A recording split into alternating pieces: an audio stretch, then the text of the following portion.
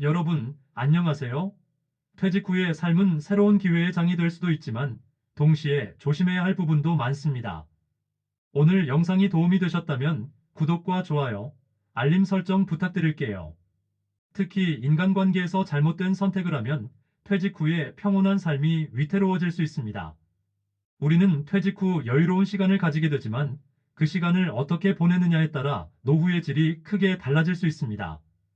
퇴직 후에도 인간관계는 여전히 중요한 요소입니다. 하지만 모든 관계가 긍정적인 영향을 주는 것은 아닙니다. 어떤 사람과 어울리느냐에 따라 퇴직 후 삶이 풍요로워질 수도 있고, 불필요한 스트레스와 경제적 부담을 떠안을 수도 있습니다. 그렇다면 퇴직 후 반드시 거리를 둬야 할 사람들은 어떤 유형일까요? 오늘은 퇴직 후 절대 가까이에서는 안 되는 위험한 사람들에 대해 이야기해 보려고 합니다. 이들의 특징과 함께 이들과 거리를 두는 방법도 함께 알려드리겠습니다. 자, 그럼 시작해 볼까요? 첫째, 계속 돈을 빌려달라는 사람. 퇴직 후에는 고정적인 수입이 줄어들기 때문에 재정 관리는 더욱 중요합니다. 그런데 주변에 항상 돈을 빌려달라고 하는 사람이 있다면 정말 조심해야 해요. 예를 들면, 오랜만에 연락이 온 친구가 어렵다며 돈을 빌려달라고 하는 경우가 있죠. 처음엔 적은 돈일 수도 있지만, 한 번 빌려주면 두 번, 세 번으로 이어지는 경우가 많습니다. 결국 돌려받지 못하는 상황까지 갈 수도 있죠. 퇴직 후에는 더 이상 정기적인 급여가 들어오지 않기 때문에 재정적 안정성이 무엇보다 중요합니다. 그런데도 누군가 계속해서 금전적인 도움을 요청한다면 본인의 재정을 지키기 위해 거리를 두어야 합니다. 상대방의 사정을 무조건 외면하라는 뜻이 아니라, 도움을 주더라도 내 경제 상황을 고려한 합리적인 선에서 해야 합니다. 그렇지 않으면 경제적 부담이 가중되어 본인의 노후까지 위태롭게 만들 수 있습니다. 둘째, 부정적인 말만 하는 사람. 퇴직 후에는 긍정적인 에너지를 받고 싶은데 부정적인 말만 하는 사람들과 어울리다 보면 나까지 우울해질 수 있어요. 예를 들면, 퇴직하면 인생 끝이야, 이제 할 것도 없고 심심하겠다라는 말을 반복하는 사람이 있죠. 이런 부정적인 말들은 우리의 마음을 무겁게 만들고 활력을 떨어뜨립니다. 부정적인 말은 무의식적으로 우리의 사고방식에도 영향을 미쳐 퇴직 후 우울증을 유발할 수도 있어요. 실제로 많은 퇴직자들이 사회적 관계의 단절과 무력감으로 인해 힘들어하는 경우가 많죠. 부정적인 사람들과 어울리면 이 과정이 더욱 심화될 수 있습니다. 이런 사람들과 계속해서 어울리다 보면 스스로도 부정적인 감정에 빠져들게 됩니다. 긍정적인 삶을 유지하고 싶다면 부정적인 사람들과는 적당한 거리를 유지하고, 오히려 긍정적인 영향을 주는 사람들과 어울리는 것이에요. 새로운 취미를 찾고 비슷한 관심사를 가진 사람들과 교류하는 것이 좋습니다. 또한 하루하루 작은 성취감을 느낄 수 있는 목표를 세우는 것도 좋은 방법입니다. 예를 들면 하루에 30분씩 운동하기, 새로운 책 읽기, 간단한 요리 도전하기 등이 있죠. 부정적인 사람과의 관계는 단순한 대화에 그치지 않고 우리의 일상생활 전반에 영향을 줄 수 있어요. 이런 사람들과 가까이 지내면 자신도 모르게 부정적인 생각이 습관이 되고 삶의 질이 떨어질 수 있습니다. 따라서 대화 중 부정적인 말이 지나치다고 느껴진다면 자연스럽게 화제를 바꾸거나 거리를 두는 것이 필요합니다. 또한 긍정적인 생각을 키우기 위해 명상, 감사일기 쓰기 등의 활동을 습관화하는 것도 도움이 됩니다. 셋째, 사기꾼 같은 투자 권유자. 퇴직 후 돈을 불리고 싶다는 마음을 이용하는 사기꾼들이 많습니다. 예를 들면, 이거 하면 1년 안에 2배로 불어나는 투자라면서 접근하는 사람들이 있죠. 이런 사람들은 우리를 노리고 접근하는 경우가 많아요.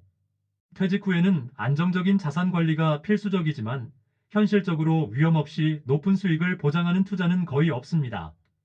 사기꾼들은 흔히 안전한 투자나 보장된 수익을 강조하며 접근합니다. 초기에는 소액을 투자하게 한 뒤 점차 더 큰 금액을 요구하는 방식이 일반적입니다. 이런 사기에서 벗어나려면 반드시 투자 전에 전문가의 조언을 구하고 공신력 있는 기관을 통해 검토하는 것이 중요합니다.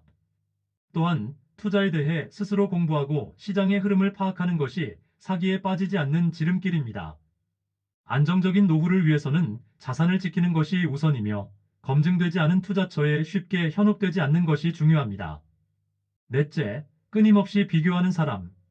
퇴직 후의 삶은 각자의 방식대로 흘러가야 하는데 주변에서 끊임없이 비교하는 사람들이 있습니다. 예를 들면 누구는 퇴직 후 사업을 해서 성공했다더라. 너는 왜 아직도 그렇게 살아? 라며 비교하는 사람들이 있죠. 이런 비교는 자존감을 떨어뜨리고 불필요한 스트레스를 유발할 수 있습니다. 비교하는 사람들과 자주 어울리다 보면 자신도 모르게 초조함을 느끼게 되고 타인의 기준에 맞춰 살아야 할 것 같은 압박을 받을 수 있습니다. 중요한 것은 자신의 삶에 집중하는 것입니다. 비교의 대상이 아니라 자신의 목표와 가치를 기준으로 삼고 그것을 향해 나아가는 것이 중요합니다.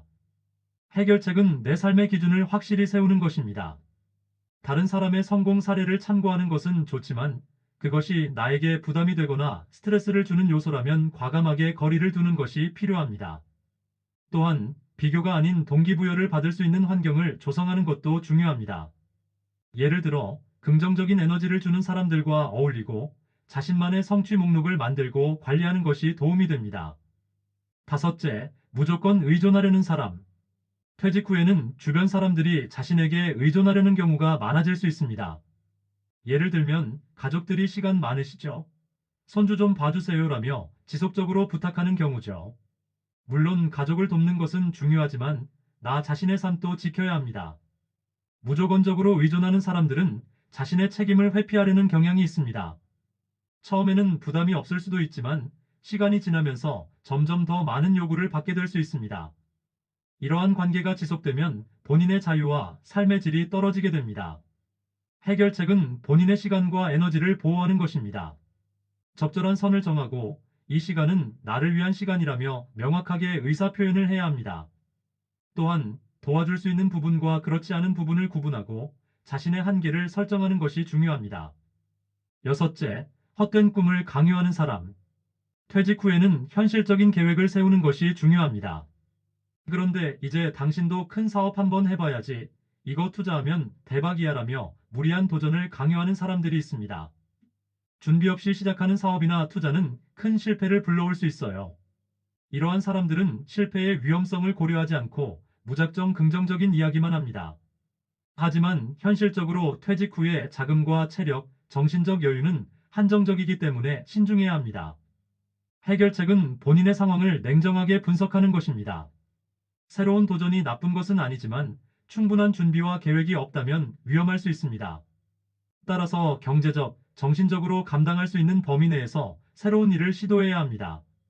일곱째, 불평불만이 많은 사람. 어떤 상황에서도 불평불만만 늘어놓는 사람들이 있습니다. 예를 들면 요즘 세상이 왜 이래? 이제 별 재미도 없네라고 끝없이 투덜대는 경우죠.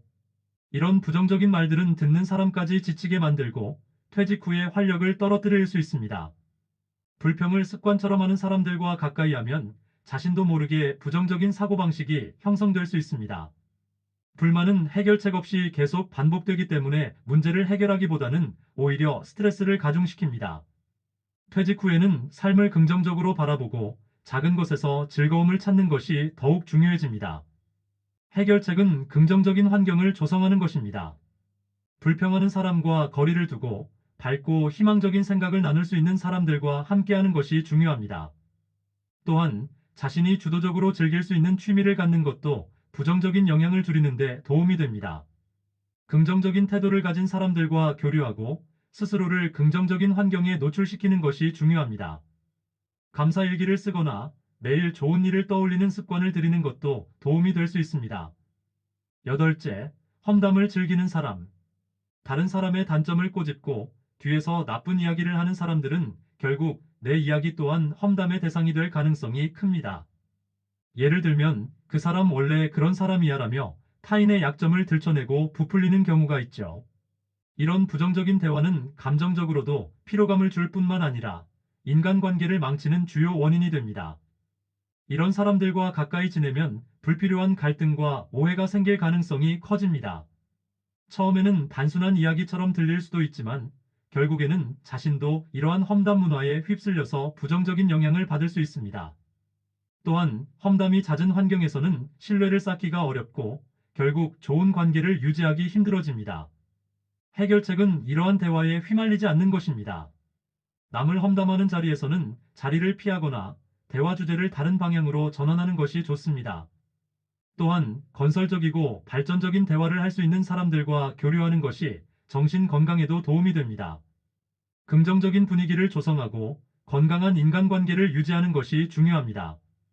아홉째, 변덕스러운 사람. 언제나 태도가 바뀌고 말과 행동이 일관되지 않은 사람들과의 관계는 큰 스트레스를 줄 수 있습니다. 예를 들면, 이거 하자 했다가 금방 아니야, 저게 더 좋아라고 바꾸는 사람과 함께하면 신뢰를 쌓기 어렵죠. 이런 사람들은 계획을 세우기 어렵게 만들고 관계를 지속하는 것 자체가 피로감을 유발할 수 있습니다. 변덕이 심한 사람과 지속적으로 관계를 유지하면 자신도 불안정한 감정을 경험할 수 있습니다. 특히 퇴직 후에는 정서적 안정과 계획적인 생활이 중요한데 변덕스러운 사람과 어울리면 불필요한 혼란이 발생할 수 있습니다. 해결책은 자신만의 원칙과 기준을 세우는 것입니다. 상대방의 변덕에 휘둘리지 않도록 자신의 결정을 명확히 하고 필요한 경우에는 단호하게 거리를 두는 것이 중요합니다. 일관된 원칙을 가지고 사람들과 관계를 유지하면 안정적이고 건강한 인간관계를 형성할 수 있습니다. 열째, 나를 무시하는 사람. 퇴직 후에도 존중받고 싶은 마음은 누구나 마찬가지입니다. 하지만 나이를 이유로 혹은 사회적 위치가 변했다는 이유로 나를 무시하는 사람들이 있을 수 있습니다. 예를 들면 이제 늙었으니 그냥 집에서 쉬어라며 나의 가능성을 제한하는 경우죠.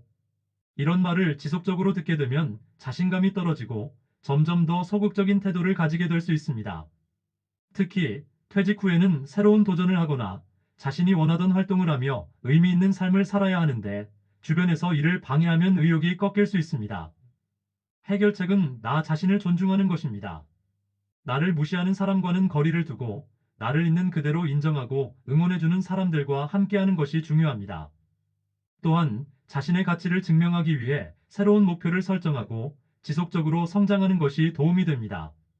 새로운 배움이나 취미를 통해 삶의 만족도를 높이고 주체적으로 자신의 삶을 설계해 나가는 것이 중요합니다. 퇴직 후에는 불평불만을 늘어놓는 사람, 험담을 즐기는 사람, 변덕스러운 사람, 그리고 나를 무시하는 사람들과 거리를 두는 것이 중요합니다. 이런 사람들과 관계를 맺다 보면 스트레스와 불안이 가중되며 퇴직 후에 행복한 삶을 방해받을 수 있습니다. 결국 퇴직 후에도 나 자신을 존중하고 나에게 긍정적인 영향을 주는 사람들과 함께하며 건강한 인간관계를 유지하는 것이 행복한 노후를 위한 필수 요소입니다. 새로운 취미를 찾고 비슷한 가치관을 가진 사람들과 교류하면서 퇴직 후의 시간을 더욱 의미 있게 보내는 것이 중요합니다. 오늘 영상이 도움이 되셨다면 구독과 좋아요, 알림 설정 부탁드릴게요. 다음에도 유익한 이야기로 찾아뵙겠습니다.